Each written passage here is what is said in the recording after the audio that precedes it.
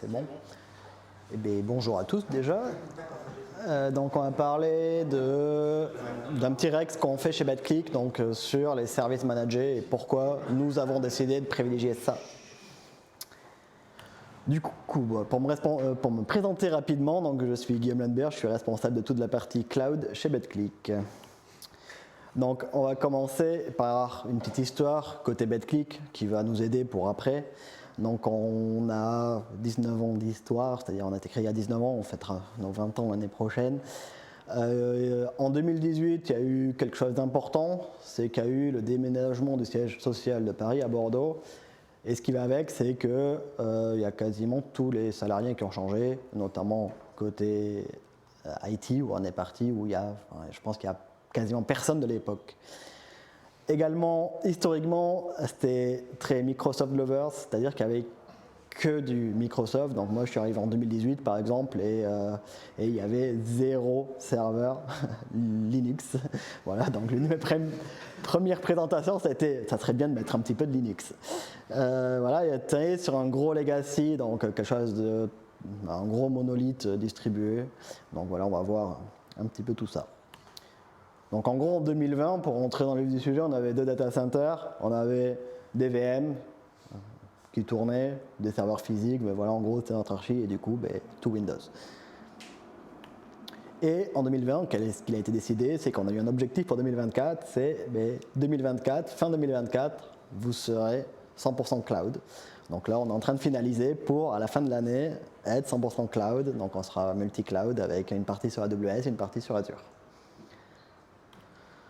Donc, la première chose qu'on s'est posée à cette époque-là, c'est quelle va être notre stratégie de migration dans le cloud. Donc, c'est pour ça que c'était important. Très Microsoft, gros legacy. Qu'est-ce qu'il y avait d'autre? Déjà, c'est déjà pas mal. Donc, il y a 3 modes pour aller dans le cloud. Donc, le premier, le lift and shift. Donc, qu'est-ce que c'est? C'est on ne touche pas notre code, on ne touche à rien du tout, on ne touche pas au hosting, on prend ça, on le met dans le cloud. Donc il y a des outils, il y a des VM import pour passer sur des VM, il y a plein d'outils cloud, que ce soit sur AWS ou Azure, donc on touche à rien, on met ça tel quel. Donc ça, généralement, on va très vite, c'est-à-dire qu'en quelques mois, on peut être full cloud. Deuxième chose, c'est le re-platform. Donc le re-platform, on change un petit peu tout ça, c'est-à-dire que là, potentiellement, on avait tout en Windows, on passe tout en Linux.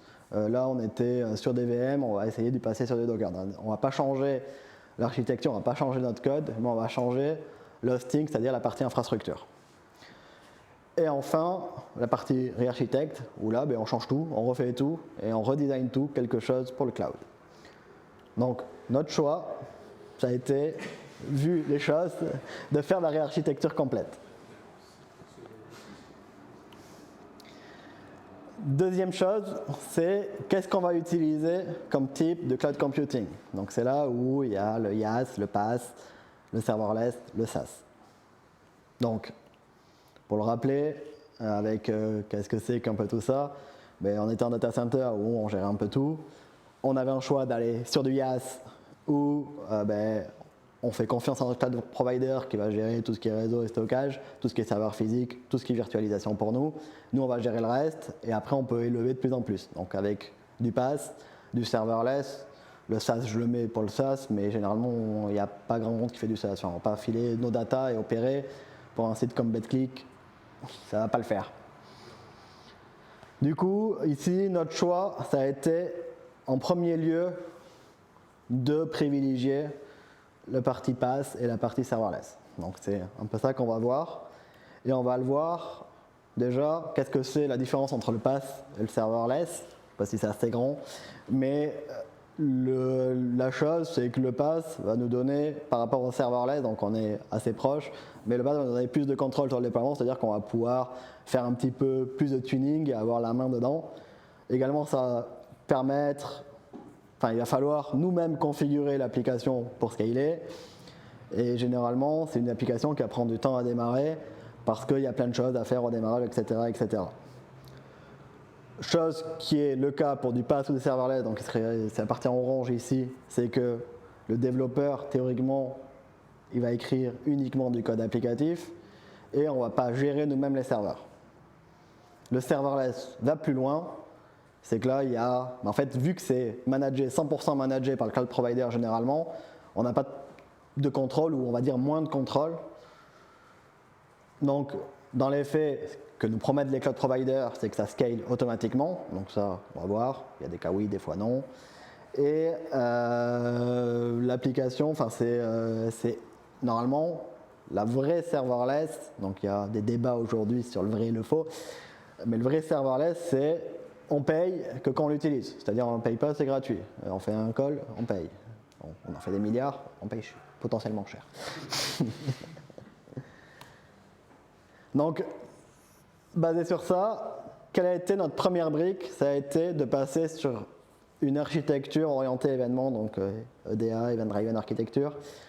On était quelque chose comme ça. Donc on n'avait pas vraiment de notion de domaine, de DDD, tout ça. Là, hein, on était, vas-y, on avait du Hakoon, du betting, là par exemple du vol, du paiement. Tout était un petit peu mélangé avec une bonne grosse base au milieu qui était assez immense. Hein.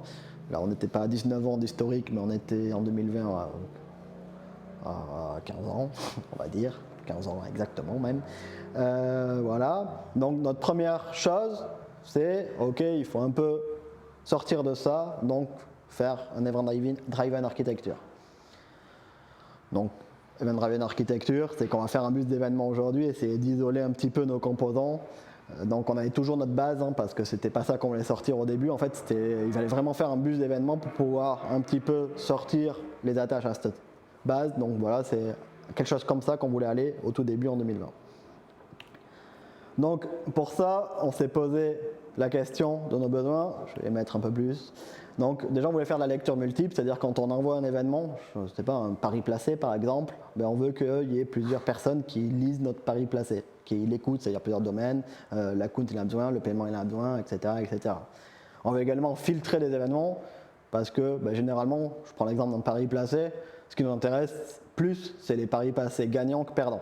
Paris placé gagnant, on va donner de l'argent, etc. On va faire des choses comme ça. Donc voilà, il va falloir qu'on filtre nos événements. On veut, si possible, pas perdre d'événements, ça serait bien. Si possible également, faire de la reprise sur erreur, donc s'il y a des erreurs qu'on puisse les prendre. Quelque chose de facile à monitorer. Dans l'idéal, ça serait bien qu'on ait un schema registry. On voudrait quelque chose indépendant du langage de programmation. Pourquoi? Bon, là, on est full .NET, full Microsoft, donc on voudrait quelque chose qui ne soit pas trop 100% Microsoft dans les faits, qu'on sorte un petit peu de tout ça et qu'on ait quelque chose. De la capacité d'analyse, donc on voudrait faire de l'analytics de plus en plus. Quelque chose qui fait de l'autoscaling, peu de latence dans les faits et surtout hautement disponible. Et en fait, on a déjà fait un POC à cette époque-ci sur AWS, donc on a décidé de partir sur AWS en 2020. Donc, ben, on voudrait quelque chose qui s'intègre plutôt bien dans l'univers AWS parce que ben, on a cet objectif-là de 2024 qu'il faut être full cloud. Donc, on ne va pas construire ça pour le mettre on-premise. On se dit, ouais, bon. Et quelque chose de facile à utiliser. Donc voilà, hein, enfin, je remets tous les besoins, on a pas mal de besoins. Du coup, on regarde des possibilités. J'ai mis des technos, il y en a bien d'autres, il y avait Pulsar déjà, etc., etc. Donc on se dit, est-ce qu'on va faire du YAS? Donc on a déjà du Kafka, du ActiveMQ, du RabbitMQ, qu'on connaît un peu, on en a déjà sur l'on-prem. Il y a d'autres technos, ok. On voit aussi qu'il y a des solutions PaaS qui sont dans Amazon, donc on a du Amazon MQ, il n'y en a aucun qui est managé, donc ceux qui connaissent AWS, tout cela, tout ce qui est en PaaS maintenant, il y a les mêmes notions qui arrivent en serverless, managé. 2020, il n'y avait pas tout ça. Hein. Il y avait Amazon MQ qui démarrait, soit en ActiveMQ, même pas en RabbitMQ. MSK, donc qui est le Kafka managé par Amazon, qui n'était pas serverless, il est serverless à moitié. Enfin, il est serverless sur le papier à l'heure actuelle. Il y a Kinesis, qui est l'outil de streaming d'Amazon. Et il y a du serverless full, donc il y a SNS et SQS combinés ensemble, et il y a EventBridge. EventBridge, je le mets là, mais il a 4 mois. Autant dire qu'à cette époque-là, on l'oublie vite, c'est pas du tout mature. Du coup, on se dit, ça a l'air pas mal, donc on va partir sur SNS combiné avec SQS. Ça a l'air assez facile, on fait un POC en même pas une demi-journée, on arrive à le faire marcher, on voit qu'on peut publier, on voit qu'on reçoit, ok, allez on y va. Donc notre architecture, je vais la passer très rapide, c'est qu'on a un compte centralisé avec des topics SNS par domaine. On a, en plus, là on a plus de on-prem que de cloud, mais en gros on a des services un petit peu partout, et ces services, ils vont publier dans des domaines. Voilà, donc c'est assez simple que ça. Hop, ça va publier d'un peu partout, dans chaque domaine. Donc en faisant ça, on commence à séparer notre architecture en domaines, en se disant ouais, mais le betting, il va publier dans betting, paiement dans paiement, il va falloir qu'on refasse un petit peu de TDD dans tout ça. En consommation, c'est pareil, c'est que derrière, une fois qu'on a publié, on va juste créer des QSQS avec des filtres au milieu, et on va, que ce soit sur on-prem, sur AWS, etc., on va consommer nos events. Voilà, donc je passe rapidement sur ça. Donc rien qu'avec ça, on a juste mis 2 composants vraiment très rapides en infra code. On a commencé un petit peu, parce qu'avant on n'avait pas trop d'infra code. Donc on a quelque chose de base avec, ça respecte notre lecture multiple, on y arrive très bien. On arrive à filtrer nos événements comme on veut. On a vu qu'il y avait une notion de filtre. C'est très facile à monitorer parce que Amazon nous fournit pas mal de briques. Donc je reprends la petite présentation de Vivien, pas des traces, mais on a des métriques et des logs. On est indépendant du langage de programmation. On a de l'autoscaling.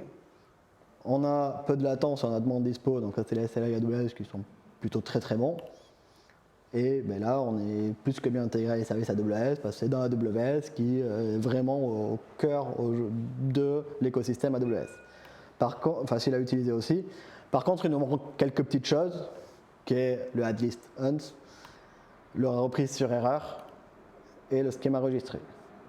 Donc on se dit, ok, schéma enregistré, c'est l'étape plus, on peut vivre sans, il va falloir juste qu'on s'outille un petit peu, qu'on fasse un petit peu attention. Et en fait, le reste, on a essayé nous-mêmes de le développer, pas si cher que ça, mais on a essayé de le développer. Je ne vais pas rentrer dans le détail de tout ça, ce n'est pas le but. Et la capacité d'analyse aussi qu'on n'a pas, pareil, qu'on a réussi et qu'on a mis notre brique derrière pour pouvoir le faire. Donc ça c'est en prod depuis vraiment 2020. Aujourd'hui, après 4 ans d'utilisation, donc ça sera encore en prod pour l'Euro qui arrive, qui est un très très gros événement pour nous. Donc là, par mois, c'est plus de 3 milliards d'événements envoyés chaque mois. Derrière, je n'ai pas mis la stat, mais en termes de consommation et en fait ce qu'on envoie, on a dépassé sur la dernière Coupe du Monde, donc on va encore le battre, on était à 1,8 million entre SNS vers SQS de requests par seconde. Depuis qu'on l'a, on a eu un seul bug majeur, c'était la dernière Coupe du Monde, c'est qu'il y avait une limite qu'on a atteinte, et du coup on a justement, c'était ça-là, les 1,8 million, donc ils nous l'ont augmenté assez rapidement. Voilà, donc un seul bug majeur depuis 4 ans.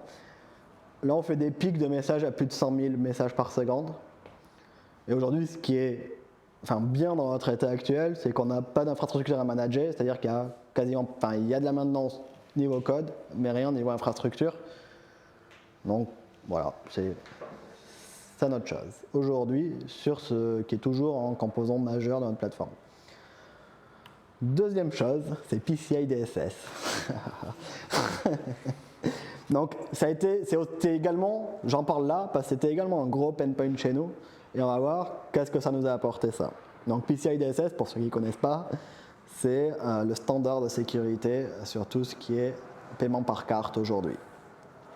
C'est obligatoire pour toute entreprise qui ont des informations sur les cartes de paiement et pour les entreprises qui, comme nous, chez BetClick, on traite plus de 6 millions de transactions par an, on est obligé d'avoir un audit externe par an.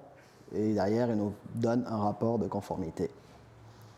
Donc, j'en parle pour ceux. Il y a des connaisseurs, il y a la norme qui change entre cette année et l'an prochain. Donc, il y a un peu pas mal de choses qui vont arriver en plus. Là, c'était l'ancien audit. On va voir ce qu'on a fait. Du coup, mon PCI DSS, c'est en gros 6 grosses briques. Donc ça, c'est là où c'est le nouvel audit, il y en a peut-être un peu plus. Mais il faut faire attention sur tout ce qui est construire et maintenir un réseau informatique sécurisé, donc toute la partie réseau, sécurité, firewall, etc., etc. Protéger les données titulaires, bien entendu. maintenir un programme de gestion des vulnérabilités, donc avoir du code up-to-date, de l'infrastructure up-to-date, etc., etc.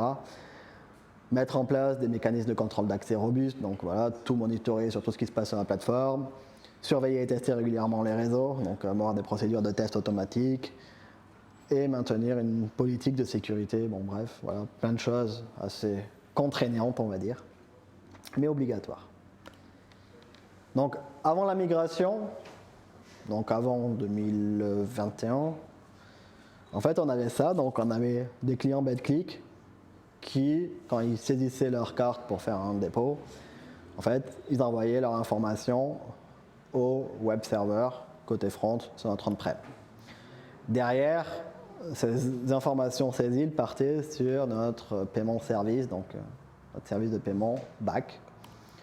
Et là, on avait un serveur de crypto qui a encrypté en fait cette donnée. Donc c'est lui qui allait encrypter la carte via, bon, c'est pas très important, il a encrypté la carte. Et derrière, on stockait de manière encryptée ces informations de carte dans la base de données.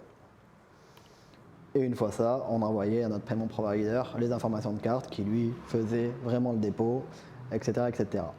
De l'autre côté, on avait nos utilisateurs back-office, donc notre customer service, notre gestion de fraude, etc., qui eux devaient accéder aux données de carte des clients, bien entendu cachées, donc avec toutes des bonnes choses, donc les CV2 cachés derrière, les XXX, 4 derniers chiffres, bon je ne vais pas vous faire la norme PCI là, voilà, donc ils allaient récupérer depuis la base et depuis le paiement service serveur nos informations de carte. Donc le scope PCI, c'était tout ça, on va dire. Là, c'est la partie que j'ai mis en rouge. Mais en architecture détaillée, quand on zoome sur un serveur, c'est un peu plus de choses que ça. J'ai été très très basique, mais c'est du Windows, c'est un MFA, c'est derrière de l'antivirus, c'est 2IS, c'est .NET. Là pour le front web server, en fait, on ne savait pas faire trop d'Angular pour faire du server-side rendering. Du coup, on utilisait du .NET qui générait du code Node.js avec Angular et Universal et Angular Universal. Le paiement service, c'était pareil. C'était 2IS, .NET, blablabla. Crypto, pareil. SQL Server, donc on avait notre base SQL Server, pareil, qu'il ne faut pas patcher, qu'il faut faire tout ça. Donc voilà, je l'ai mis de manière très très simpliste. En plus de ça, dans le scope, il y a les firewalls qui rentrent en jeu. Donc pareil, MFA, des logs du firewall qu'il faut auditer, etc., etc. Notre serveur de rebond pour pouvoir se connecter au serveur PCI avec, pareil, ces PCI contrôlent les accès. Il faut absolument que tous ceux qui rentrent soient certifiés, blablabla. Bon bref, je vais passer vite. Nos serveurs LDAP, nos serveurs de monitoring, avec pas mal de choses. Notre CI/CD qui rentre dans le scope. Nos paiements back-office qui étaient en dehors, mais ils sont liés parce qu'ils vont faire des requêtes dans le scope PCI. Du coup, ils sont liés dans le scope PCI.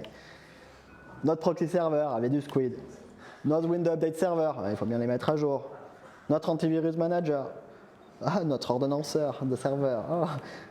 Bon, là, je suis là. Même là, c'est simplifié. Il y a encore d'autres services et d'autres services. Vraiment.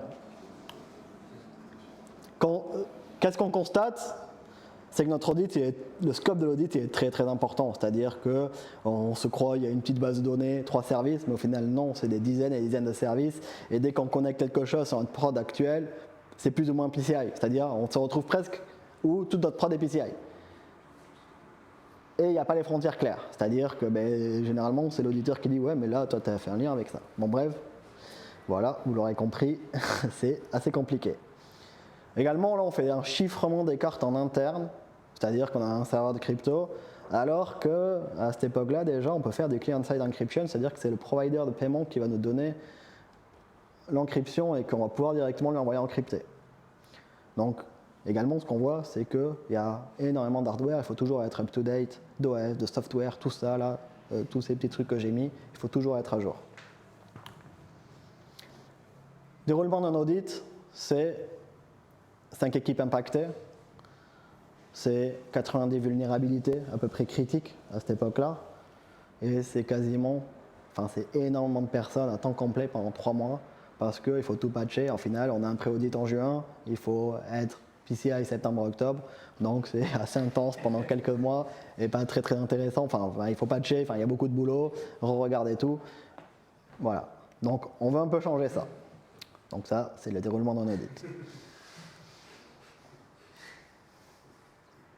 Donc, on se retrouve à définir nos besoins pour ce scope PCI. Donc déjà, on veut avoir un scope très restreint, des frontières claires, où il n'y a pas de débat auprès des auditeurs pour dire ça c'est PCI, ça c'est la PCI, etc., etc. Donc faire du CSE, du client-side encryption, comme je l'ai dit. Dans l'idéal, on aimerait ne plus gérer l'infra et les OS. Là pareil, même constat, on va migrer dans le cloud, voilà, on a notre objectif 2024. L'idéal, on aimerait vraiment faire des audits en continu, c'est-à-dire on se dit, mais si on fait des audits tous les jours et qu'on est à chaque moment de la journée certifié PCI DSS comme si on avait un audit, il n'y a pas de problème, c'est-à-dire, c'est facile. Bon, et du coup, faire qu'un audit sur un non-événement. Donc c'est là où je mets on est tombé sur ça, serverless, Share Responsibility Model sur une techno serverless, donc ça c'est l'AWS, Azure à peu près pareil maintenant, entre AWS et nous. Donc qu'est-ce qu'on voit? On voit que, au final, si on part sur quelque chose de serverless, AWS va gérer le hardware pour nous, l'OS, exactement ce qu'on veut, et les patchs de sécurité. C'est plutôt pas mal. Nous, on va gérer le code fonctionnel, donc ça on sait faire, pas de problème. Tout ce qui est accès, tout ce qui est configuration. Donc là, on fait, c'est pas si mal ça, on va essayer d'aller voir ce qu'il y a plus en détail. Et derrière, on voit que la plupart des services aujourd'hui AWS, quasiment, enfin pas tous, mais la plupart, ils ont plein de certifs, notamment PCI DSS, niveau 1 qui est assez élevé. Du coup, on réfléchit à une architecture un peu plus macro, où on se dit, déjà on va pouvoir la faire évoluer, donc ça c'est avec le CSE, et on se dit, mais déjà, pourquoi on s'embête avec ces bases, ces serveurs d'encryption? Donc c'est là où il y a le client-side encryption qui arrive. On se dit, mais si on fait du server-side rendering côté web et qu'on envoie un token avec la clé d'encryption directement au client, au final, avec ça, ils encryptent leur carte et ils envoient directement au serveur back, mais ça sera déjà encrypté, donc c'est même plus PCI parce que c'est déjà encrypté ici, qui va pouvoir contacter le payment provider. Donc on se dit, c'est plutôt pas mal. Donc, on est parti sur quelque chose de complètement serverless sur AWS qui fait ça. Donc voilà, on est parti sur CloudFront qui est un CDN, derrière API Gateway, qui est une API Gateway, et AWS Lambda pour le contenu dynamique, donc qui lui va appeler, donc je ne l'ai pas mis ici, mais il va appeler les différentes API pour faire des client-side rendering. Il va rendre au client la partie dynamique, et après il y a S3 qui va gérer tout le contenu statique, donc les images, etc., et le donner au client. Derrière, on met de la protection DDoS, et on met du WAF pour vraiment sécuriser en amont tout ce qui va se passer. Donc ça, c'est notre scope PCI DSS, c'est toujours le cas aujourd'hui, c'est vraiment ça. Donc en plus de ça, il nous faut quand même de l'authentification. Et là, on se pose la question, on fait, ok, mais pour s'authentifier et partir à AWS, si on utilise le même compte qu'avant, au final, qu'est-ce qu'ils vont nous dire? Ils vont nous dire, mais t'es lié. Et du coup, on se dit, oula, le spaghetti. Donc on se dit, on va faire quelque chose complètement séparé, on va utiliser Okta sur ces comptes-là, Duo, mais pas les mêmes Duo, comme ça ils ne vont pas nous dire qu'on est lié. On va se faire notre propre CI/CD parce qu'il existe à côté, donc voilà, avec Code Pipeline, qui est un service managé qui, dans le cloud, qui ici fait le taf. Je l'aurais pas mis partout, mais ici, ça fait bien son taf, notre scope il est petit. On a de l'observabilité, on peut mettre Datadog dans des index spécifiques PCI DSS, on ne rentre pas dessus. Et derrière, pendant l'audit en continu, on se rend compte qu'il y a tout un tas d'outils côté AWS qui nous permettent de faire de l'audit en continu, notamment AWS Audit Manager qui le fait à chaque fois, plus AWS Config qui va envoyer à chaque fois l'ensemble de nos ressources que l'on déploie, etc., etc. Du coup, là, le constat, c'est que là, clairement, on a vraiment limité le scope de l'audit. On a une subscription, personne n'y accède. Il y a 4 personnes qui ont accès, ceux qui ont besoin d'aller déployer. Enfin, même pas, en read-only en plus. Des frontières très claires. On a pris notre client-side encryption. On est entièrement serverless, c'est-à-dire que là, on n'a plus rien à gérer. Là, on n'est plus embêté pour, on a oublié d'aller patcher ça. Oh, il y a une CVE qui arrive. c'est plus notre souci. Donc on est sur AWS, on a fait nos audits en continu, et c'est un non-événement pour la simple et bonne raison que maintenant un audit, c'est 4 personnes. Un paiement, un SRE, une sécurité. Moi, pour la partie cloud, on fait 3 jours d'audit. Les 2 dernières années, on a eu 2 vulnérabilités, et même encore, je crois, l'an dernier, les vulnérabilités, c'est qu'ils veulent toujours aller plus loin. Un auditeur ne va jamais nous dire, c'est pas si mal. Donc, voilà. Donc, mais on n'est pas du tout sur les mêmes choses qu'avant. Donc là, on est plutôt... Hop. Donc, pour conclure sur la partie PCI DSS, au final, là, c'est les services managés. Clairement, ça a permis de faire un audit, un non-événement pour BetClick. En fait, on a délégué la majorité de notre audit PCI DSS à notre cloud provider. Donc, on est plutôt content de ça. Eux, ils savent faire, nous, moins. On sait faire nos audits en continu. On n'a jamais eu un bug majeur également sur cette partie depuis qu'on est 3 ans en production. On a une plateforme très scalable. Voilà, il y a dans tout, enfin, sur le papier c'est scalable à l'infini, dans la réalité non, mais enfin, c'est quand même scalable et on peut aller bien plus que ce que l'on veut aujourd'hui sans souci. Et également on a limité nos coûts globaux, clairement. Pourquoi? Parce que là il y a les dépôts qui passent, enfin, ça coûte vraiment pas grand chose que l'on a mis en place là. Voilà. Donc ça c'était avec 2 exemples où je vais illustrer pourquoi on privilégiait le serverless. Donc on va se poser quelques questions quand même. La première, c'est est-ce adapté pour tous les use cases et pour tout le monde? Donc nous, ce que l'on peut voir, ça a très bien marché chez nous. Pour la première chose, c'est que déjà on est parti sur le re-architecting. C'est-à-dire qu'on l'aurait fait avec du lift and shift, bon déjà on n'aurait pas fait parce que ça n'aurait pas été du lift and shift, mais avec du rehosting, en fait on n'aurait pas changé notre architecture, on n'aurait pas fait une architecture pensée serverless, enfin, ça marche pas. C'est-à-dire que on se retrouvait, on disait non mais ça coûte super cher, ça marche pas, on atteint toutes les limites, donc ça si on veut aller sur ça, il faut vraiment penser serverless. C'est également un changement de paradigme de développement. C'est-à-dire que, enfin, nous on le dit souvent, c'est qu'on passe de développeur à cloud développeur qui a des différences. C'est-à-dire qu'un développeur sur le on-prem, au final on a des serveurs, on les achète généralement sur 3 ans, voire même 5 ans maintenant. Et au final on a des serveurs, si c'est pas perf, généralement on met d'autres serveurs, des choses comme ça. Sur le cloud, au final, si c'est pas perf, donc on va le voir après sur la partie pricing, mais si c'est pas perf, on va payer très cher. Si on fait beaucoup plus, donc il y a des exemples, moi j'en ai pas mal, où si on fait bien plus d'appels à la base de données que possible, ça va nous coûter très très vite très cher parce que ça a été pensé pour, en fait les service managers ont été pensés pour des techniques des choses bien précises, et si on les respecte pas, ça va pas bien marcher, ça va être cher, ça va pas être perf, etc. etc. Et également, il faut penser à la sécurité, parce qu'on est dans le cloud et que c'est quand même chose. Donc c'est pour ça que c'est un changement de paradigme. Donc là je parle du serverless en particulier, je ne parle pas d'AWS Lambda potentiellement, qui est un autre changement de paradigme complètement différent également pour le développeur. On ne développe pas du tout de la même manière. Et l'autre chose très très important, mais c'est vrai pour tout, j'ai envie de dire, mais on ne fait pas rentrer des ronds dans des carrés. C'est-à-dire que le service manager a été pensé pour un use case. Je prends un exemple, Fargate ou Container App sur Azure, c'est du container manager. C'est, comme on le dit, c'est fait pour du general use case de container pour faire tourner du Docker. Si on veut faire quelque chose avec du GPU, des choses avec des choses très très spécifiques ou du gRPC ultra poussé, c'est pas fait pour. C'est-à-dire, dans ce cas-là, on va pas sur des managers. Donc on va aller sur du IaaS, des choses comme ça, du Kubernetes, etc. etc. L'autre chose qu'on entend souvent, c'est ouais mais le serverless ça coûte cher. Donc oui et non. Déjà il faut savoir que la plupart des services serverless aujourd'hui, on paye généralement déjà la request, ça c'est sûr, au CPU, généralement en plus, et au temps d'exécution. Donc, c'est ce que je disais, changement de paradigme, développeur, cloud développeur.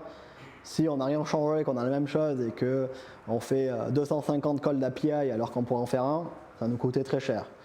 Si on n'a pas optimisé notre code et que ce qui marchait très bien sur le on-prem, parce que les quelques millisecondes en plus, on y voyait, enfin il n'y a pas de problème parce qu'on scalait horizontalement, verticalement, ça va nous coûter également très cher.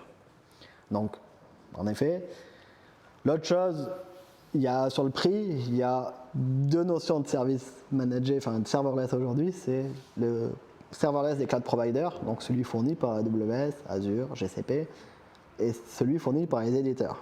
Donc là, on n'est généralement pas sur la même chose pour la simple et bonne raison que, enfin je prends un exemple, enfin non je prends pas d'exemple, ils vont m'enregistrer.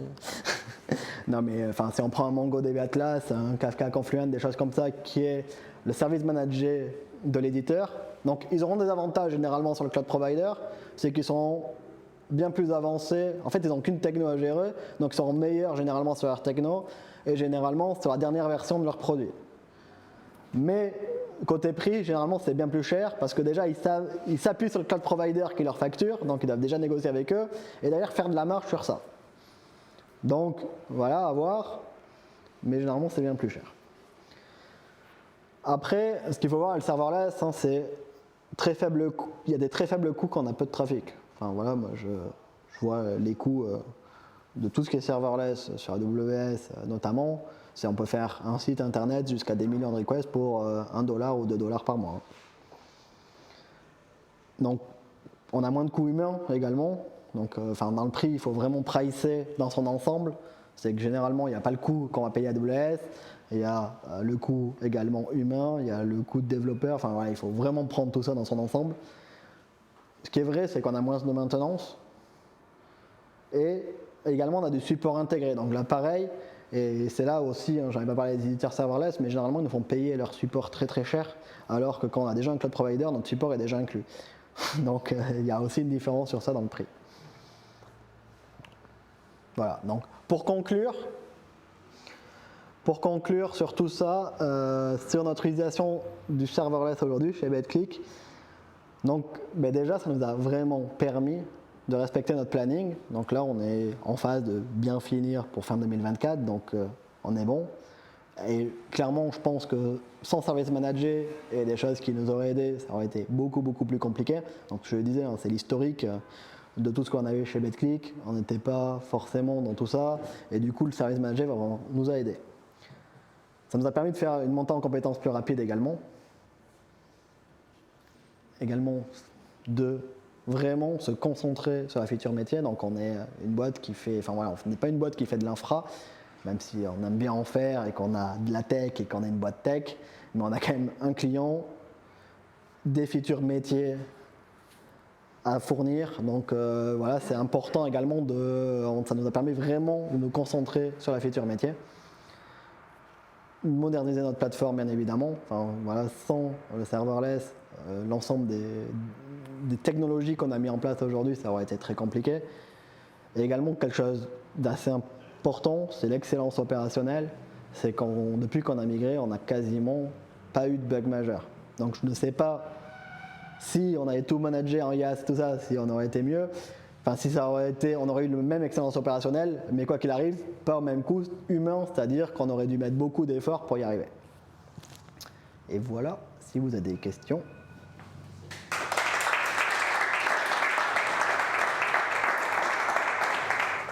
J'avais une question sur les langages, on n'a pas parlé, parce qu'il y a du langage sur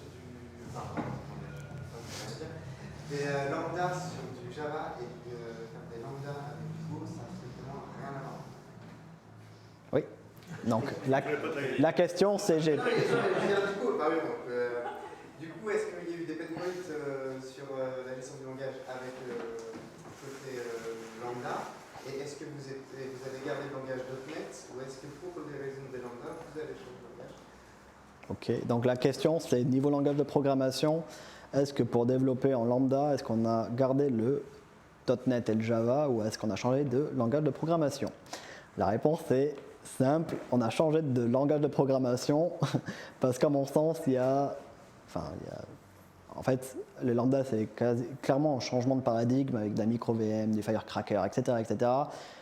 Et il y a une notion également de cold start et de choses comme ça qui ne sont pas très très bons avec, on va dire, les langages plus high level. Du coup, les deux langages qu'on autorise à l'heure actuelle pour faire de la lambda sont Node.js en premier et le deuxième Python.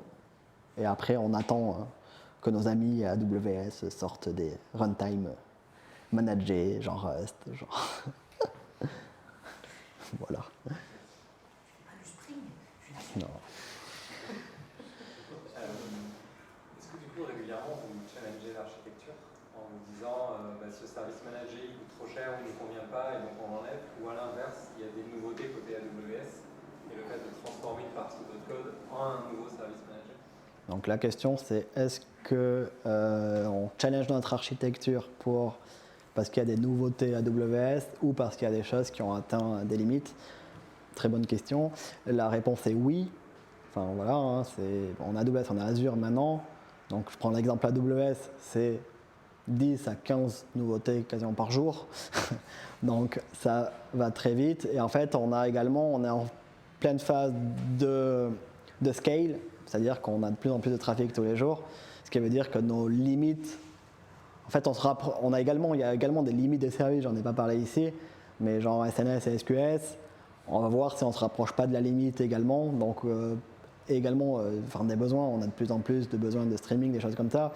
Donc oui, on regarde ce qui se passe, on n'hésite pas à mettre un nouveau service, on est en train de finaliser et au final, on change en permanence et on n'hésite pas à développer des nouveaux services et à regarder ce qui se passe. Donc oui. Question, si vous avez, sinon Oui. Jean-Guy, justement, tu parles de multi-cloud. Comment est-ce que vous gérez cette problématique de switch du cloud provider pour un service donné, par exemple? Donc, question multi-cloud, comment on switch de services entre les différents clouds? En fait, on est vraiment passé sur des services managés où notre but, ce n'est pas qu'un service Azure soit compatible sur AWS et AWS compatible sur Azure. C'est-à-dire qu'on essaye d'être 50%, on est maintenant 100% domaine et on a plus dit ce domaine-là c'est Azure, ce domaine-là c'est AWS et du coup on n'a pas cette problématique. Donc des fois il y a des choses plus faciles sur Azure, d'autres plus faciles sur AWS. Non mais c'est super intéressant parce que comme je le disais on était très Microsoft lover, on a toujours du Microsoft et du coup aujourd'hui ce qui reste et certaines choses qu'on n'a pas refondues au début, qu'on est en train de refondre maintenant, généralement c'est des choses où on va moins réarchitecturer, où soit ils ont déjà fait leur réarchitecture, parce qu'il y en a, on a commencé à refaire, passer en microservices déjà sur l'on-prem, et du coup, là on est déjà sur les derniers standards .NET, sur des microservices et tout, donc cela c'est beaucoup plus facile de t'envoyer sur Azure, donc on va le faire. D'autres où Azure va pas correspondre, donc on est sur AWS. Donc voilà, la question c'est on n'est pas au domaine, on essaye que les domaines aillent sur un seul cloud provider. Et après c'est meilleur cloud pour le meilleur besoin.